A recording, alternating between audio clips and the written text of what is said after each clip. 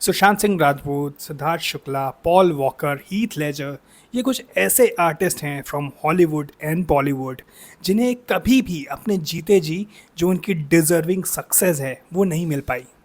इनके जाने के बाद ही हमने रियलाइज़ करा कि इनमें कितना पोटेंशियल था। अपने काम के प्रति लगन और ईमानदारी के लिए इन कलाकारों को हम आज भी याद रखते हैं और सराहते हैं। साल 2022 में विंसेंट वैन गॉग की एक पेंटिंग को 117 मिलियन डॉलर में बेचा गया।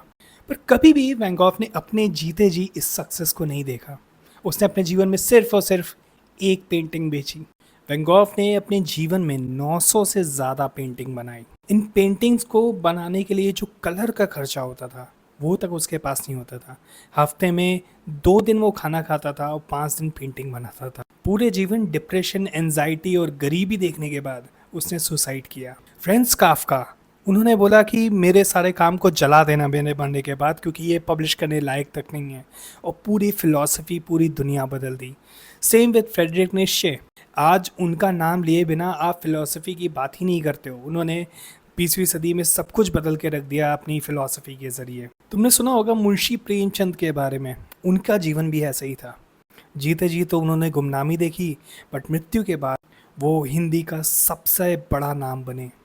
इसी तरह निकोला टेस्ला बिजली के आविष्कार के लिए और एलन ट्यूरिंग एआई के सारे मूलभूत कॉन्सेप्ट्स को रखने के लिए प्रसिद्ध हैं।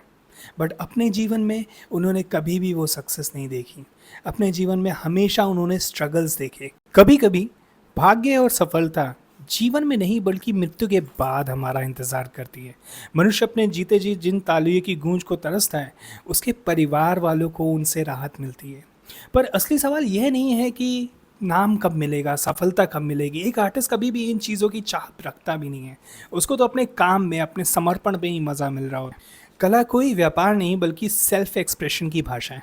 कभी कभी दुनिया देर से समझती है। कभी कभी मुझे लगता है कि मेरा भी काम ऐसे ही गुमनाम हो जाएगा और कोई नाम कभी बनने ही नहीं वाला।